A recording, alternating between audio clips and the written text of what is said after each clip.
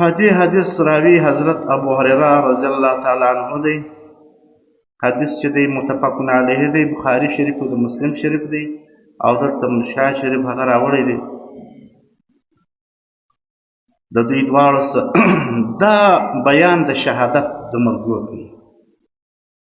الله پاک ډیر ارحم الراحمین ذات دی او نبی پاک صلی الله علیه وسلم بیا دونه د امت پاک یو مشفق مهربان ذات دی چې انسانانو باندې قسم قسم تکلیفات ناجوړی راځي.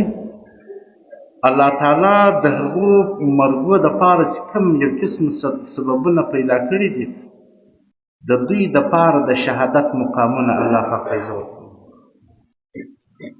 او یو وخت کې نبی علیه السلام پوښتنه وکړه چې شهید کم دی؟ نو صحابه کرامو له خو نو دا دی ظاهره خبره ده چې شهید فی سبیل الله د الله په لار کې وجنګېږي، د الله د کلمې د بلندۍ دپاره چې د الله کلمه د الله دین لوړ سي. نو په هغې کې دی قرباني خپل دین خپل سر ورکړي شهید سي، نو دا شهید دی. نبی علیه السلام ویل بیا خو به نو د امت شهیدان لږ سي، خو نو لږ د څه د سر ورکوي. یا په یو حدیث کې دلته 5 راغلي دي: المطعون شهید، د طاعون په مرض چې وفات سي هغه هم شهید دی نبی اسلام. او مبتون هم شهید دی. مبتون و دې ته ویل کېږي د نس د ناجوړۍ د اوس حیضه ناجوړي ورته وایي چې د دغه څه وفات سي یو سړی د نس د ایسال د ناجوړۍ او د کیو د ناجوړۍ څه دا شهید. او غریق په اوبو کې ناڅاپه د سیلاب اوبه دي یا د باران دي یا د واورې یا هغه د یو ورود وي، و خدای نشي کستن انسان په ګډېږي، داسې وي چې هغه بغیر اختیار اوبو زور پر وکړي دی یې غرق کوي. د اوبو د مرګ د شهید دی نبی اسلام. او یو چت پر کښېنستی یا پاڼ پر رایله سوی یا یو دیوال پر راغی یا د غس باندې یو چت کښېنستی، صاحب الحدمي د نړېدو والا یو دیوال یو درخت یو شی پر رایله سوی، دا شهید دی. والشهید فی سبیل الله متفقون علیه. یوازې دا نه دی چې شهید فی سبیل الله، نبی علیه السلام ډېر داسې مرګونه شته چې هغه د شهادت مقام پیدا کوي. نو یو دا د الله په لار کې دا حقیقي شهید بولي. حقیقي شهید دا معنا ده چې دوی د 80 کسانو سپارش شفاعت کوي، به ده ته غسل و کفن و دا شیان نه ورکول کېږي، دا حقیقي بولي.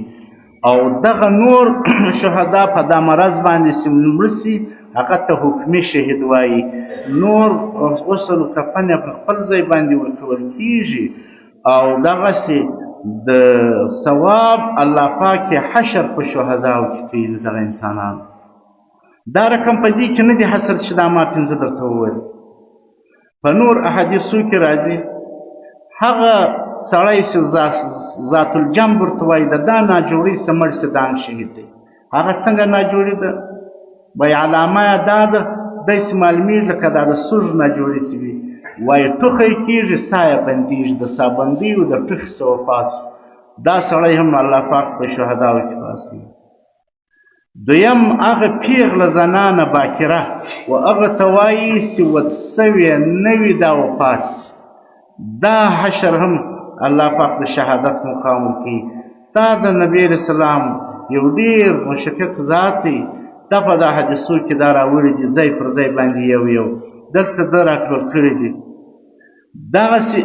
دغه زنانه چې هغه د حامله وي د بچي د پیدایش په وخت کې وفات سي یا تر هغه وخته پورې چې دا کوچنی د شیدو څه نه وي پرې سوی دا وفات سوله، دا زنانه حکمن په شهادت کې ده. او څلورم د سل د دیک د ناجوړۍ سي. سل و دیک ناجوړي دا ته ویل کېږي لکه دا اوس چې موږ ټیبي ورته وایو، د دغه ناجوړۍ څه چې انسان وفات سو د دا سل دیک د دې څه دا هم الله پاک حشر د دې د شهداو سره کوي. الله پاک دغې درجې بلنده کوي. الله ارحم الراحمین دی. د دې څه ډېر انسانان نه خلاصېږي. او بل د سفر په حالت کې څوک وفات سي د یو سفر په حالت کې وفات سي، الله حکمن د هغه قبر پراخوي او هغه ته هم د شهادت ثواب ورکوي. کم اوس دلته دی کور دلته دی په کراچي کې دی یا په بل ځای کې یا پر لارې دی په یو بل وطن کې وفات شي، یا په یو تبلیغ تللی دی یا په علم په سفر تللی دی یا د یو تجارت د یو دکانداري د ګټې په سفر تللی دی، فرق یې نشته، سفر په حالت کې دی. او دغه رقم د جهاد په سفر کې وي، د دشمن په نه دی شهید سوی، خالي په هغه سفر کې وي، هغه وفات سي، پر انسان مرګ راسي، دا د شهادت مرګ دی. دا شهادتونه حکمان رسوي. او داسې یو د اسلامي ملک په یو ځای کې پر پیره ولاړ وي، دغه وفات سي، د دشمن په ګولۍ نه وي، دا شهید دی.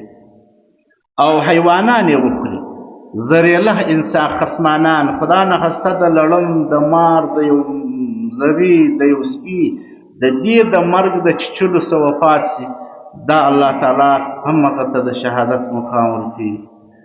او بل دې انسان ته چې د شهادت ارزو لري. اوس موږ ته یو حدیث کې راځي، وای انسان دې دی وای خواست کی یا الله اجعل موتی شهادتا فی سبیلک او وببلد رسولک، خدای زما مرګ د شهادت وګرځي، خدای استاد رسول په مدینه منوره کې مرګ راکړي. بس دا سړی خواست کوي، بیا که انسان کور پر کمبل وفات سي هم به د شهادت مقام وي او هم به د هغه ثواب الله ورکړي لکه د نبي علیه السلام په پړوس کې د هغه په لمن کې وفات سي، ولې خو ده خواست کړی وی د شهادت او د مدینې منورې، الله تعالی بیا د هغه ثواب ورکوي، دا هم الله هغه ثواب ورکوي. او بل د شهادت کې دا دی چې یو مظلومه سړی وي په جیل کې وفات سي، مظلومه وي، دا هم د شهادت مقام دی. دا رقم نبی علیه السلام وایي که پر یو چا تبه راله، ډېره سخته تبه وه، په تبو کې وی په هغه تبو کې وفات سوی، دا مرګ هغه الله د شهادت مقام ورکوي. او حضرت ابو موسی اشعري رضی الله تعالی عنه په روایت کې راځي، وایي که یو سړی حیوانات په پښو کې مړ کړي، یا آسانو یا مثال اوښانو یا د نورو شیانو په پښو کې پایماله سوی وفات سوی، هم الله تعالی هغه ته د شهادت مقام ورکوي. او دغه رقم په کښتۍ کې سړی په اګوټ کې یا په کښتۍ کې ځي، سرګشتې د خوا یې ګرځي، سر یې پله ګرځي، الله پاک هغه ته د شهادت مقام ورکوي. که مړ سوی لا نه وي هم چې هغه په دا کې باندې مبتلا وي، خوا یې ګرځي، هغه مجبوري ده، یا د حج سفر دی یا د عمرې دی یا د یو غزا دی یا د تجارت سفر دی، کنې دغې به سړی په دا کښتیانو کې نه سپرېږي. دا په کتابو کې وایي نبي علیه السلام وایي دا سمندر څه دی، دا لاندې تر ده اور دی، تر اور لاندې سمندر دی، وایي ته بلا ضرورته په سمندر کې مه سپرېږئ، چې دغې د سیل د تفریح په اعتبار باندې خلک ځي، لرې کې ځي، لرې مزلونه کې کوي، په کښتیانو کې ځي، بیا یو جزیرو کې ځي، خاص د سیل د تفریح په مقصد باندې مه سپرېږئ. بلکې داسې که د یو ښکار کوي یا بلکې د تجارت دپاره، د حج دپاره، د عمرې دپاره، د جهاد دپاره دا رقم کوي، صحیح ده، مګر و زیارت ملاقات یې صحیح دی، هغه دا رقم چې انسان ورسي هغه دپاره دغې ورته وګوري، د الله پاک پر خدایي باندې، د الله پاک پر عظمت پر لویي باندې د انسان علم راځي.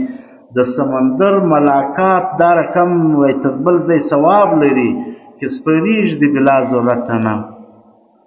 او بل حضرت بیبي عایشه صدیقه مبارکه وایي که سړي 25 واره دا دعا وکړه، الله پاک د شهادت مرګ ته ورکوي، که هر وخت دی وفات شي شهید به وي. اللهم بارک لی فی الموت و فی ما بعد الموت، دا دعا ده. اللهم بارک لنا فی الموت، یا لی معنا و ماته، لنا معنا و موږ ته، دغه فرق دی. اللهم بارک لنا فی الموت، خدایه موږ ته برکت واچوې په مرګ کې، و فی ما بعد الموت، د مرګ بعد هم.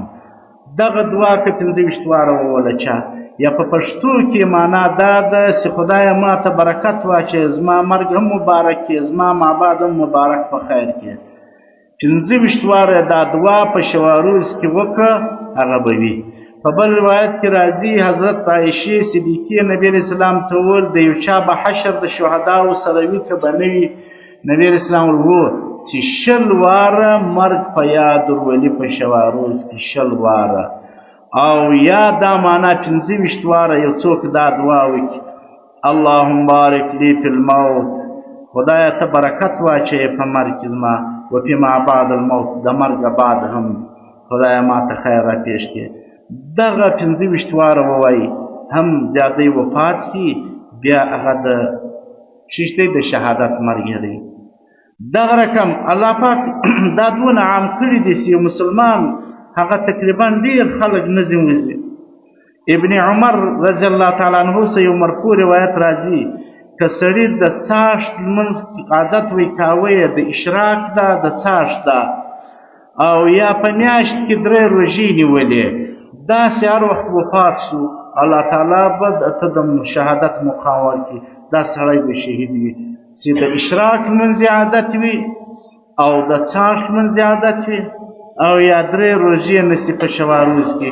د دې سړي ته به الله تعالی چې هر وخت مرګ ولا راوستی، دی به په شهداو کې پورته کړي، دته به د شهیدانو مرتبه ورکړي. دغه رقم د علم په سفر کې انسان په طالبي کې وفات سي، په مدرسه کې وي یا په مسجد کې وي، یا دا رقم یو څوک په تبلیغ روان سوی دی، یا د حج په سفر یا د عمرې، بهرحال د دین په سفر کې روان وي، په هغه سفر کې وفات وي، بس هغه بیا څه دی الله تعالی هغه ته شهادت ورکوي. یوازې نبی علیه السلام وردا نه دی چې هغه قتل فی سبیل الله دی. او دغه رقم حدیث کې راغلی دی چې سړی د حضرت یونس علیه السلام ذکر په یو ناجوړي کې 40 واره وکړي. دا خو نو اسانه کار دی، یو سړی دی ناجوړه دی، دا ذکر یې وکړي لا اله الا انت سبحانک انی کنت من الظالمین. یونس علیه السلام چې د ماهی په نس کې وو، دا ذکر یې کاوی څو ورځې. الله پاک وایي که ده دا نه کولی، دی به دا د ماهی نس به د قبر جوړ سوی وی، دی به تر قیامته دلته وایي. خو الله پاک وایي ما ده ته نجات ورکړي. یونس علیه السلام چې هغه د کښتۍ څخه خطا سو وغورځېدی، نو هغه دا ماهی خوله ورته وازه کړه. الله تعالی هغه ماهي ته د په زړه کې دا هغه ورواچول چې دا ستا غذا نه ده، دا به ستا خوراک نه وي، خالي به دی ستا دا نس به د نو یونس علیه السلام انتظارګاه دی څو شپو دپاره درته الله پاک بیاسي وچېده او هغه خپل قوم لره. نو یونس علیه السلام هغه پاهي په نس کې دا ذکر کوي لا اله الا انت سبحانک انی کنت من الظالمین. 40 واره چې وایي دا ووایي 40 واره الله تعالی د شهداو په مقام کې راپاسي، د هغو ثوابونه ورکوي. دا اسانه ذکر دی لا اله الا انت سبحانک انی کنت من الظالمین. ترجمه یې دا ده لا اله الا انت، بل معبود حق نسته الا انت، یا الله پاک یوازې ته، سبحانک تا لره پاکي ده د هر عیبه د هر نقصه، انی کنت من الظالمین، زه سیم په تاکید سره زه سیم د بې انصاف سیم، زه بې انصافه یم. دا ذکر 40 واره چې ووایي نو الله تعالی به د شهادت مقام ورکړي لا اله الا انت سبحانک انی کنت من الظالمین. دغه رقم الله پاک ډېر ارحم الراحمین دی، وایي هغه هم دا نور د شهداو څه بل کم دی، دا هم د شهداو په مقام کې دی چې یو تجار وي، خپل تجارت کوي، خپل ګټه کوي، خپل کاروبار یې دی، خو دی امانتداره دی، امانتداره دی، د خلکو تم دوکه نه ورکوي، خپل مال چې دی هغه هم خپل حساب کتاب صحیح کوي، د خلکو امانتداري هم کوي، هغه د الله پاک امانات چې د په مال کې دي هغه هم شندي، د خلکو حقوق هم ورکوي، د الله پاک حقوق هم ورکوي. دغه به د قیامت په ورځ باندې د شهداو سره راوپاسېږي. دا هم نبی علیه السلام ویلي. دغه رقم نبی علیه السلام وایي چې د جمعې په شپه باندې یا په ورځ باندې څوک وفات سو، الله پاک د هغه سره حساب کتاب د هلته فی الحال نه کوي، هغه دغه امانت سالم بس هغه یې په قبر کې هغه تر محشره پورې دی د شهداو سره به او بل 18 نمبر تقریبا دا راځي چې هغه یو مؤذن چې بلا اجرت د الله د رضا دپاره اذان کوي هغه به هم په شهداو کې وي چې اذان ډېر لوی اجرت دی نو چې څوک مؤذن وي اذان اقامت کوي الله تعالی به دی د شهداو سره راپورته کوي او بل پیغمبر علیه السلام وایي دا خو اسانه وظیفه ده 10 واره چې وایي یو وار چې ته درود ووایاست پر ما باندې الله پاک وایي زه پر دا انسان باندې 10 واره درود لېږم 10 واره رحمتونه زه پر لېږم یو وار درود خو اسانه دی هغه درود ابراهیمي موږ ووایي اللهم صل علی محمد وعلى آل محمد یا دا ووایي مختصر صلی الله علیه وسلم مختصر درود دی نو نبی کریم صلی الله علیه وسلم فرمایي چې یو وار الله تعالی وایي چې یو وار ته پر نبی اسلام باندې درود ولېږي الله تعالی وایي زه 10 رحمت پر دا سړي باندې نازلوم 10 رحمت پر لېږم او که چیرې نبی اسلام وایي پر ما باندې 100 واره درود ووایي 100 واره هم اسانه دي په 15 منټه کې کېږي که څوک پر ما باندې 100 واره درود ولېږي نو د هغه د دواړو سترګو په مابین کې به دا ولیکل سي براءة من النار و براءة من النفاق چې الله تعالی دا د اور څخه هم ورې کړی دی د نفاق څخه د منافقتوب څخه هم الله ساتي او د اور څخه هم الله خلاصون ورکوي او الله تعالی به د قیامت په ورځ د شهیدانو سره پورته کوي دا خو اسانه دی دا 15 منټه نه غواړي 15 منټه کې هم سړی صلی الله علیه وسلم ویلی نو څونه فضیلت یې سو یو وار چې ووایي الله تعالی 10 رحمته پر سر لېږي که 100 واره ووایي د دا سړي په تندي کې د 2 سترګو په میان کې به دا ولیکل سي دا به یي چې براءة من النار و براءة من النفاق چې د دغه سړي ته الله تعالی نجات د نفاق سم ورکوي او دې سړي ته الله تعالی نجات خلاصون د اور هم ورکوي او بل د قیامت په ورځ به د شهداو سره وي او بل نبی کریم صلی الله علیه وسلم فرمایي صحیح حدیث دی راځي په کتابو کې راځي د حدیث په کتابو کې 3 واره سړی دا ووایي اعوذ بالله السمیع العلیم من الشیطان الرجیم 3 واره اعوذ بالله السمیع العلیم من الشیطان الرجیم اعوذ بالله السمیع العلیم من الشیطان الرجیم یعنی اعوذ بالله نه ده د اعوذ بالله سره یو توری زیات دی اعوذ بالله السمیع العلیم من الشیطان الرجیم 3 واره دا ووایي او د سورة حشر 3 آیات ووایي سورة حشر 3 آیات دا دي هو الله الذي لا اله الا هو عالم الغیب والشهادة هو الرحمن الرحیم دا 3 آیات دغه کلمه 3 واره ورسره ووایي اعوذ بالله السمیع العلیم من الشیطان الرجیم او 3 آیاتونه د سورة حشر چې ووایي